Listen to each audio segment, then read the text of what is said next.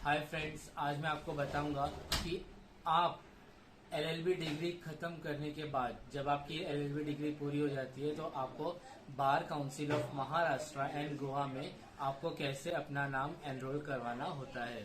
ठीक है, तो आपको bar council of Maharashtra and Goa में जाना है, जो कि Churchgate Bombay high court में सेकेंड फ्लोर पे आपको मिलेगी ये ऑफिस। वहां से आपको जाकर फॉर्म लेना है बार council of Maharashtra and Goa का। ये आपको ऐसा फॉर्म मिलेगा। फॉर्म के साथ आपको एक बुकलेट मिलेगी जो आपको बाजू में रख देना है। उसके साथ आपको एक ऐसा फॉर्म मिलेगा, इस पे लिखा है बार council of Maharashtra and Goa. यहाँ पर लिखा है read undertaking and instructions carefully before filing the form. इसके अंदर दी गई सारी इंस्ट्रक्शन को हमें केयरफुली पढ़ना है। यहाँ पे आपको सीरियल नंबर कुछ नहीं लिखना है, डेट ऑफ एप्लीकेशन वो भी नहीं लिखना है, नेम लिखना है, अपना पूरा नाम। For example you can write Dinesh Patiram Yadav. Date of birth, अपना डेट ऑफ बर्थ डाल दो। क्वालिफिकेशन में अगर आपने बीकॉम किया है तो बीकॉम, अगर बीएससी किया है तो बीएससी वैसे लिख दो, या तो अगर बीएलएस किया है तो बीएलएस एलएलबी, या तो फिर बीकॉम एलएलबी। यहाँ पर आपको एक अपना फोटो लगाना है। Come to the second page my friend. यहाँ पर आपको सेकेंड पेज पर आ जाना है, पेज नंबर 3। यहाँ पर आपको लिखना है name of applicant in full. यहाँ पे लिखा है सरनेम फर्स्ट, तो यादव 3। पेज नंबर 2, यहाँ पर सारी इंस्ट्रक्शन दी हुई है, इसे आप बहुत एकदम केयरफुली पढ़ लो। Come to the page number 3। यहाँ पर आपको अपने सारे डिटेल्स डालने हैं। Name of the applicant in full, surname first, permanent address, then taluka, district, pin code Mumbai का। यहाँ पे अगर आप मुंबई में रहते हो तो मुंबई का एड्रेस, यहाँ पर गांव का एड्रेस, अगर आपका कोई नेटिव प्लेस है तो वहाँ का एड्रेस आप यहाँ पे डाल सकते हो। प्लेस ऑफ बर्थ, अगर मुंबई है तो मुंबई, अगर मुंबई नहीं है तो सेकंड जहाँ का भी होगा वहाँ का आपको डालना है। ठीक है, आगे यहाँ पे कुछ नहीं लिखना है। Next, I furnish the details under section 24 is as follows. Name of the university in which the degree in law is obtained. आपने जिस यूनिवर्सिटी से पढ़ा है, अगर मुंबई यूनिवर्सिटी से पढ़ा है तो यहाँ पे लिखना है Mumbai university. The name of the degree in law enclose attested photocopy of convocation degree certificate is compulsory, it is not available attach attested photocopy of passing certificate and statement of marks. अगर यहाँ पे लिख देने का bachelor of law. The academic year in which the degree in law is obtain, यहाँ पे आपको लिखना है 2021। नेम ऑफ द कॉलेज, जिस कॉलेज से आपने पढ़ा है उस कॉलेज का यहाँ पर नाम आ जाएगा, तो हम लोग लिख देंगे children welfare centre law college, CWC law college भी लिख सकते हैं। आगे लिखा है whether the degree was taken by private studio और बाय रेगुलर अटेंडेंस, यहाँ पे अपने को लिखना है regular attendance. Whether applicant has passed degree of law from the foreign university, यहाँ पे लिखना है no. Academic year in which the 3 years or 5 years courses in law is obtained. If you have done BLS, then you have to write your 5 years, like 2021, 2020, 2020, 2019, 2019, 2018, 2018, 2017, 2017, 2016। तो ये BLS के लिए हो गया। डिग्री के लिए अपना 3 साल जो था एकेडमिक ईयर वो यहाँ पे डाल देना है। आगे लिखा है other particulars if any regarding the qualification, यहाँ पे लिखना है अगर हमने लॉ ज्वाइन करने के पहले और कोई दूसरा डिग्री किया है क्या, तो यहाँ पे लिखना है एम। अगर आपने किया है बीकॉम तो बीकॉम, बीएससी तो बीएससी, अगर एमकॉम किया है तो MCom. Other academic qualification if any equivalent to a degree as prescribed by the bar council of India, यहाँ पे कुछ भी नहीं लिखना है। ठीक है, नेक्स्ट आगे लिखा है are you presently in full time, तो इसको हमेशा आपको नो ही रखना है। यहाँ पे आपको शो नहीं करना है कि आप कुछ काम कर रहे थे। ठीक है, ये यस लिखा है, यस को कट कर देने का और नो को राइट कर देने का। यहाँ पर उसके नीचे लिखा है if you are more than 26 years of age, इसके बारे में मैं आपको आगे बताऊंगा। और फिलहाल नीचे आपको नो लिखना है, ठीक है।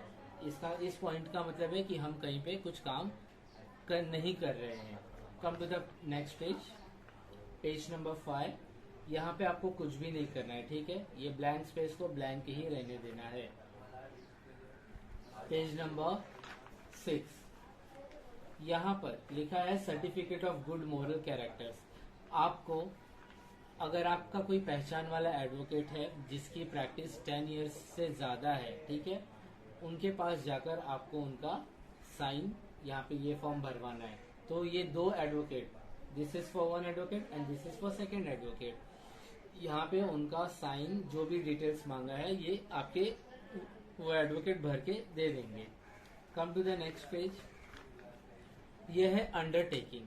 अब ये अंडरटेकिंग क्या है, ये हमको कुछ इम्पोर्टेंट पॉइंट्स दिए गए हैं, वो अपने को पढ़ना है और फिर यहाँ पे प्लेस, डेट और सिग्नेचर, अपना यहाँ पे सिग्नेचर, ठीक है। अब ये हमारा जो फॉर्म होता है, लास्ट पेज ऑफिस यूज के लिए है, यहाँ पे हमें कुछ भी नहीं करना है, ठीक है। 2 3 नेक्स्ट आपको इस ग्रीन फॉर्म के साथ ये 2 व्हाइट फॉर्म भी मिलता है। अब ये जो पेज है एडवोकेट वेलफेयर स्कीम, यहाँ पर आपको अपना सारा पर्सनल डिटेल्स डालना है। यहाँ पे लिखा है पॉइंट नंबर 2 में I am wish to practise at, यहाँ पे आपको लिखना है मुंबई, ठीक है, मुंबई या तो फिर लिखना है Maharashtra and Goa. Next my permanent address, यहाँ पे आपको परमानेंट एड्रेस लिखना है, टेलीफोन नंबर, ईमेल आईडी, जो ईमेल आईडी आप यूज कर रहे हैं फिलहाल में वो ईमेल आईडी आपको यहाँ पे लिख देना है। Your address on the enrolment form should match this address, जिस एड्रेस पे आप रहते हो वही एड्रेस आपको यहाँ पे लिखना है, ठीक है। क्यों? क्योंकि बार काउंसिल का जो कार्ड है सनद, वो आपके इसी एड्रेस पे आएगा, तो वो और कहीं ना चला जाए, इसके लिए हमको इसी एड्रेस पे करना है। स्टार्ट माय परमानेंट एड्रेस, यहाँ पे आपको परमानेंट एड्रेस डालना है, यहाँ पे वही एड्रेस डालना है जिस एड्रेस पे आप रहते हो, क्योंकि उस एड्रेस पे आपका बार काउंसिल का जो आईडी कार्ड होता है वो आपके उसी एड्रेस पे जाएगा, ठीक है। नेक्स्ट लिखा है my date of birth, place of birth, आप अपने हिसाब से यहाँ पे डाल दो, सिग्नेचर, नेम। यहाँ पर एक फोटो आपको लगाना है जो अगर आपके ब्लैक कोट और बैंड के साथ होना चाहिए, ठीक है। ये जो फोटो है ये एकदम प्रोफेशनल लुक में होना चाहिए, क्योंकि यही फोटो आपके सनद पे अटैच्ड होके आता है, ठीक है। नेक्स्ट प्लेस, डेट, यहाँ पर आपको कुछ नहीं करना है, सिर्फ यहाँ पे आपको 2 फोटो लगाना है, एक फोटो यहाँ, एक फोटो यहाँ। It should be passport size photo, थोड़ा बड़ा होना चाहिए, थोड़ा बड़ा रहेगा चलेगा, कोई बात नहीं, पासपोर्ट साइज होना चाहिए और क्लियर होना चाहिए, ठीक है। स्टार्ट। अब हम आते हैं पेज नंबर 2, जो व्हाइट कलर में हमें बार काउंसिल फॉर्म के साथ मिलता है, जिसपे लिखा है एफिडेविट। फ्रेंड्स, ये जो एफिडेविट है, एफिडेविट जो है, इसको हमें क्या करना है, सेम एज इट इज हमको 100 रुपीज के स्टैम्प पेपर पे हमें ये टाइप करवाना है, ये टाइप एज इट इज होना चाहिए, ठीक है। अब ये यहाँ पे लिखा है आई विल सरेंडर माई सनद issued by the bar council. इसके बाद जब आप ये एज इट इज लिखवा दोगे ना, ये इतना मैटर 100 रुपीज के स्टैम्प पेपर के फर्स्ट पेज पे आना चाहिए, बाकी ये जो मैटर है ये 2nd पेज पे जाना चाहिए। I state that there is no criminal and antecedent registered against with me with any police station, ये एज इट इज आपको उतार देना है। और इसके बाद ये जो पॉइंट है, in case if any offence is being found to be registered against me, if any police station result in to conviction, I will surrender my सनद issued by the bar council. इसके बाद, इस point के बाद आपको क्या करना है वो मैं बता रहा हूँ। इस पॉइंट के बाद अगर आप 26 इयर्स के अबव हो तो आपको उसमें मेंशन करना है कि आपने एसएससी एग्जाम कौन से ईयर में क्लियर किया। जैसे कि मैंने क्लियर किया है 2009 में, तो मैं लिखूंगा 2008 एंड 9, HSC 2013 एंड 14, फिर TY बीकॉम का जो भी रहेगा 2013-14 वैसे लिख दो। उसके बाद अगर आपने कोई MCOM किया है तो वो लिख दो।